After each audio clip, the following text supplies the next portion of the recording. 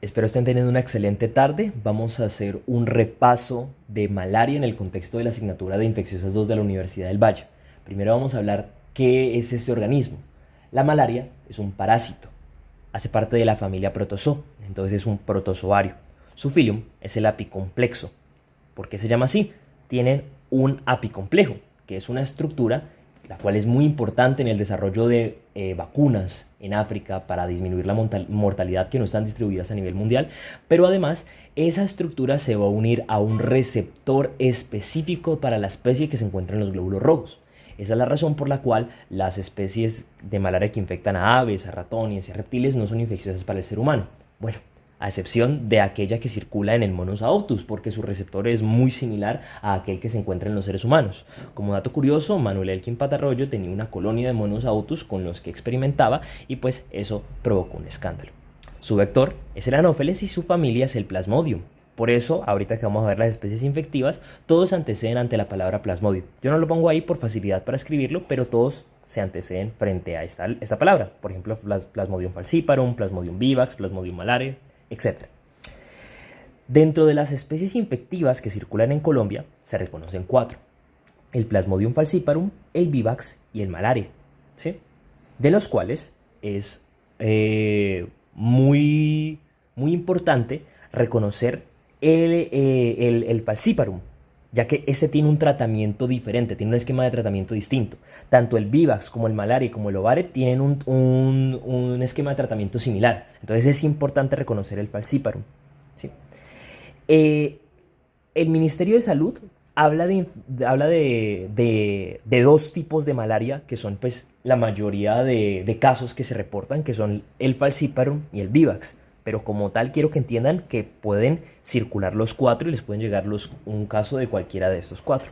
El único que no les va a aparecer aquí en Colombia es el Plasmodium noblesi, ya que es un tipo de malaria que circula en el sudeste asiático y pasa de humanos a monos.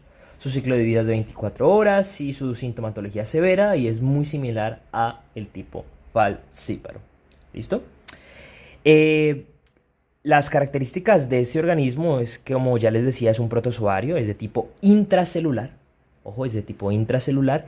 Y la población que está expuesta a la malaria es del 50% de la población mundial. Hay países que la han erradicado completamente, pero el 50% está en ojo de infección de este microorganismo. La malaria cerebral tiene una mortalidad del 20% aún cuando se realiza tratamiento, ¿sí? Y la malaria en embarazadas tiene una mortalidad peor del 70%. Sí, eso produce un síndrome de dificultad respiratoria que termina llevando a la muerte. Como ya habíamos hablado, la malaria da por zancudos del género Anopheles, específicamente por las hembras. Son zancudos hematófagos que circulan en países debajo de 1500 metros sobre el nivel del mar, ¿sí? Entonces, ¿quién los transmite? Las hembras del género Anopheles.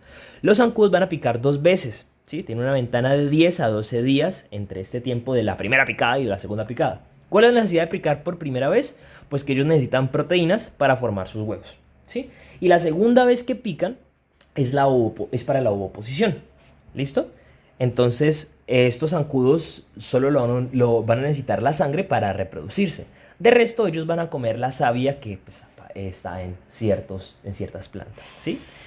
Este parásito, para que se desarrolle en el intestino, en el cuerpo del zancudo, es dependiente de temperaturas altas. En sitios donde hay circulación del Anopheles, pero la temperatura es muy baja, por ejemplo, Bogotá, no hay malaria. Gracias al calentamiento global, están apareciendo casos de malaria en sitios donde antes no aparecían. Es decir, es un comportamiento epidémico de la malaria. ¿Ok? Hay que saber que el Plasmodium vivax es el más frecuente en países no africanos. Si estamos hablando de países africanos, el que es más frecuente es el falciparum, que tiene una mayor mortalidad. En el resto del mundo, el vivax se reporta en el 40% de los casos, ¿sí? Pero como tal, quiero que entiendan que en África el que más casos reporta es el falciparum, ¿ok? La malaria se transmite también por transfusiones o de manera transplacentaria. Entonces, puede ocurrirse por transfusiones de sangre, que en Colombia también ya existe un tamizaje para diferenciar las bolsas que pueden estar infectadas, o también por consumo de drogas, donde la persona que es adicto a los psicoactivos, heroína por ejemplo, comparte una jeringa que tiene microgotas de sangre y puede generar esta infección, ¿sí? Que esta transmisión. También puede ser de manera transplacentaria, que eso es muy raro.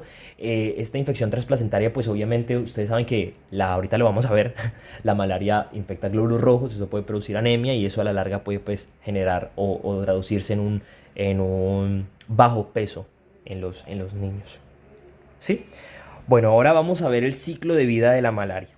Necesito que pongan mucho ojo porque trato de simplificarlo lo más que se puede.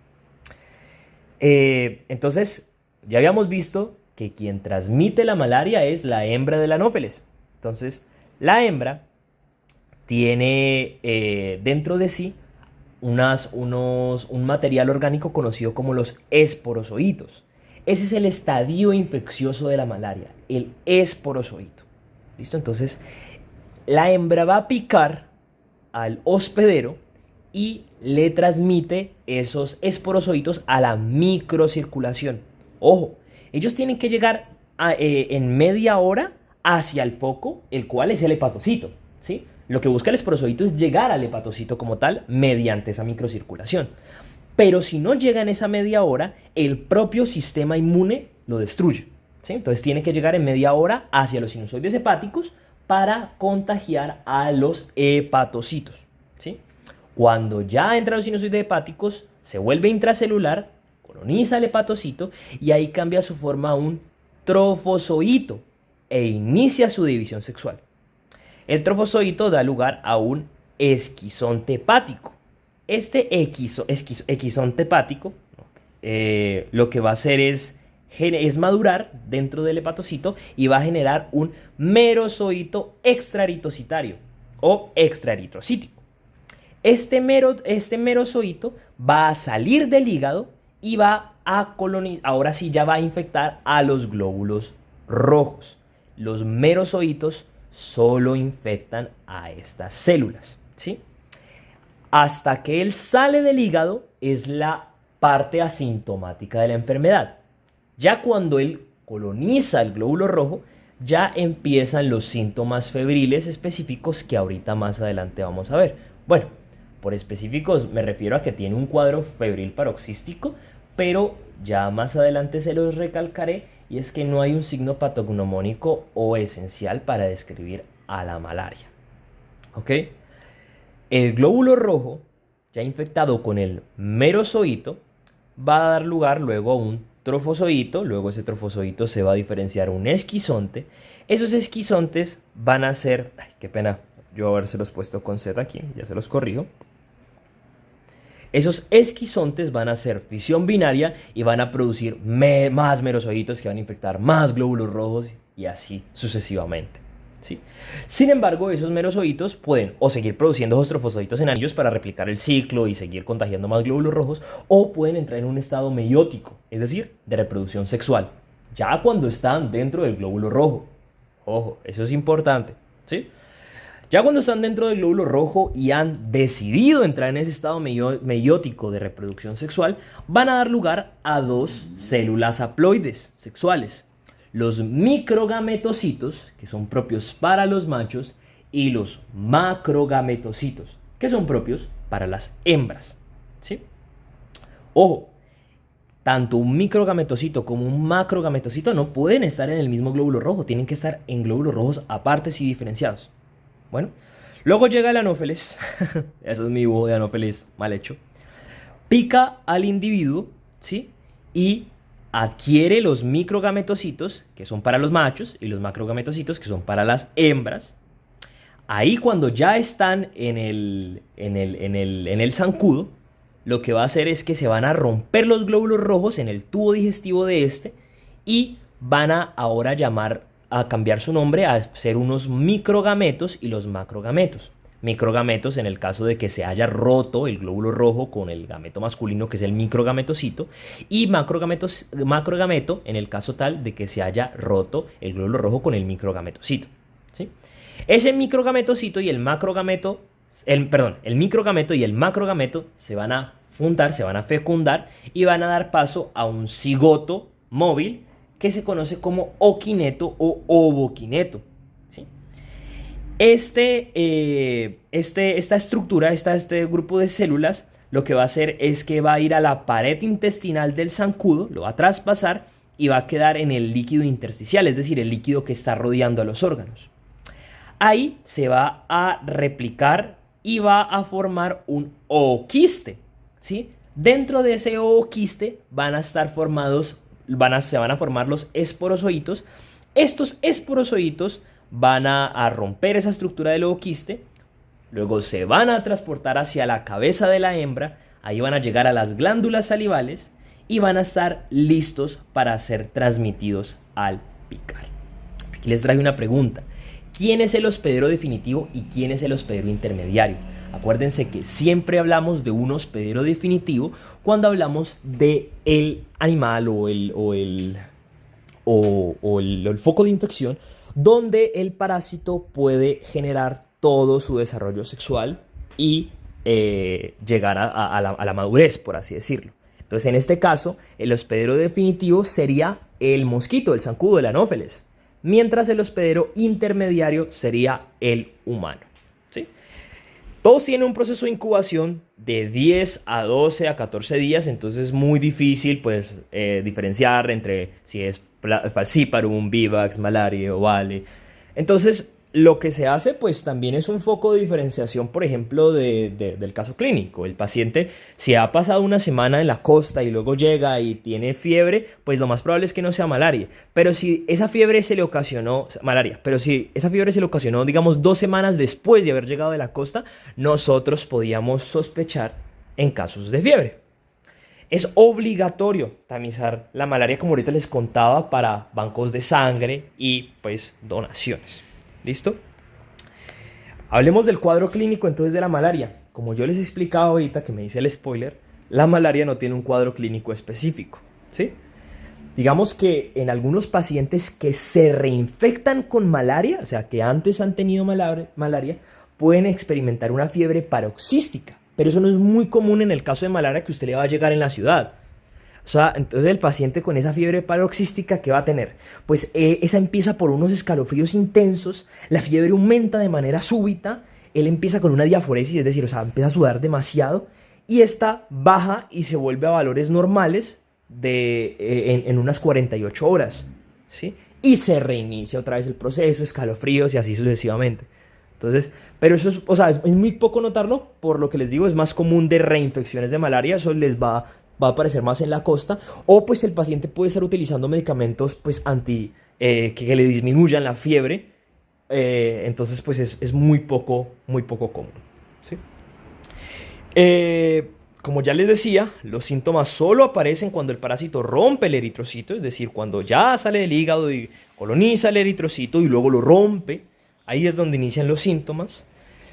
Los ciclos intraeritrocitarios para el Plasmodium vivax van a ser de 48 horas, para el Falciparum van a ser también de 48 horas, para el Ovale de 40 horas y para el Malaria de 72 horas. Ojo, esto es una relación de los periodos en donde se va a presentar la fiebre, ¿sí?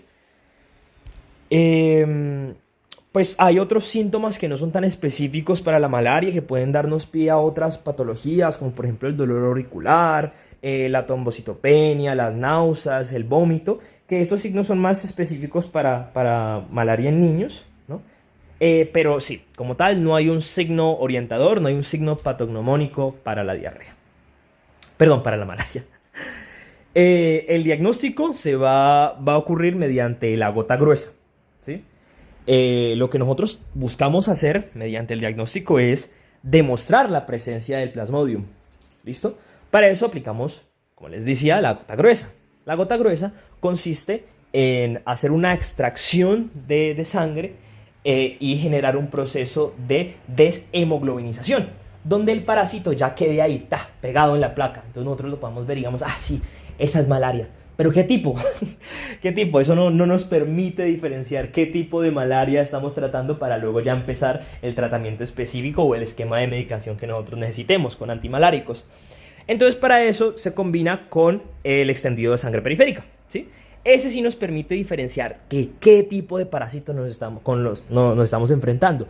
¿Por qué? Porque para poder diferenciar si es vivax, si es falciparum, tenemos que ver la comparación del parásito con respecto al glóbulo rojo. O sea, entonces el tamaño nos va a permitir saber la especie de malaria con la que se infectó el paciente, ¿sí? O a veces pueden haber hasta coinfecciones, infecciones mixtas. Entonces eso es muy importante. Las pruebas rápidas son básicamente, se pone una muestra de Plasmodium vivax y de Plasmodium malare, o de Plasmodium falciparum, de los Plasmodium, y pues se busca generar una reacción antigénica. ¿Cuál es el problema de estas pruebas rápidas?